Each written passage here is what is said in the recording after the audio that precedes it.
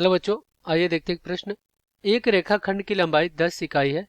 यदि इसके एक सिरे का निर्देशांक 2, -3 है तथा दूसरे सिरे का भुज 10 है तो उसका कोटि है। विकल्प ए देगा 9, 6, बी देगा 3, -9, सी देगा -3, 9 और डी देगा 9, -6।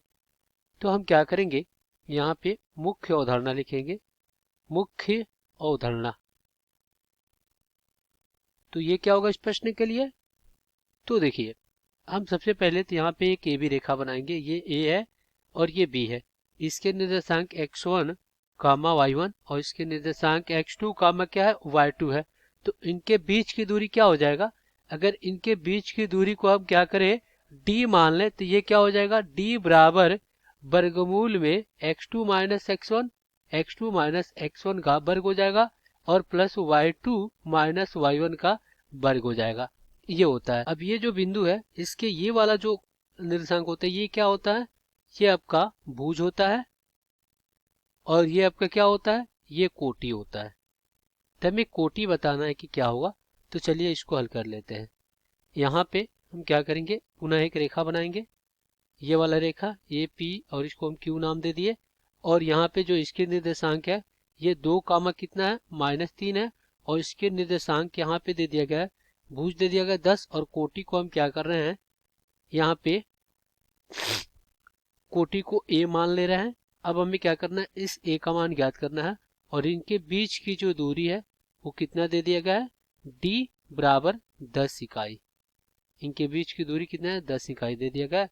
तो ये हो जाएगा 10 बराबर वर्गमूल में, देखिए क्या हो जाएगा, ये हो जाएगा अपना, देखिए ये आपका x1 है और ये y1 है, ये आपका x2 है और ये y2 है।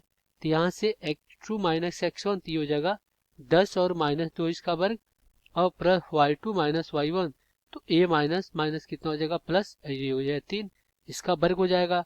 अब यहाँ पे क्या हो जाएगा, 10 बराबर वर्गमूल में ये कितना हो जाएगा, 8 का वर्ग और प्लस यहाँ पे a प्लस कितना 3, इनका वर्ग। अब हम क्या करेंगे, यहाँ पे दोनों तरफ वर्ग कर देंगे। दोनों तरफ वर्ग करने पर, जब दोनों तरफ वर्ग करेंगे तो ये हो जाएगा 10 दांके 100 बराबर, ये हो जाएगा 8 का वर्ग कितना 64 और प्लस यहाँ पे a प्लस 3 का क्या हो जाएगा, वर्ग हो जाएगा, ये प्लस 3 का वर्ग। अब हम क्या करेंगे, यहाँ पे पता हमें एक सर्वसमता कि x प्लस वाई का पूर्ण वर्ग क्या होता है, ये होता है आपका x का वर्ग प्लस y का वर्ग प्लस 2xy। तो इस प्रकार क्या होगा, यहाँ पे हो जाएगा a का वर्ग प्लस 3 3 का 9 और प्लस 3 दूना 6 और बराबर में 100 और माइनस कितना 64। तो यहाँ पे कितना बच जाएगा, 36 बच जाएगा।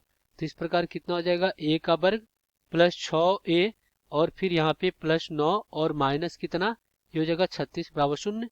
तो यहाँ पे a का वर्ग और प्लस 6a और माइनस 27 और बराबर में 0। अब ये द्विघात समीकरण के रूप में होगा। अब हम इसका गुणनखंड करेंगे तो -27 a का वर्ग और यहाँ पे इसका, इनको दो भागों में तोड़ेंगे। तो देखिए, अगर हम क्या करते हैं, इनको 9a गुणे क्या करते हैं, -3a, तो कितना हो जाएगा, -27a का वर्ग हो जाएगा और यही 9a माइनस 3a, तो कितना हो जाएगा, 6a के बराबर आ गया। तो इस प्रकार क्या हो गया, a का वर्ग और प्लस में 9a और -3a और -27 और बराबर में 0।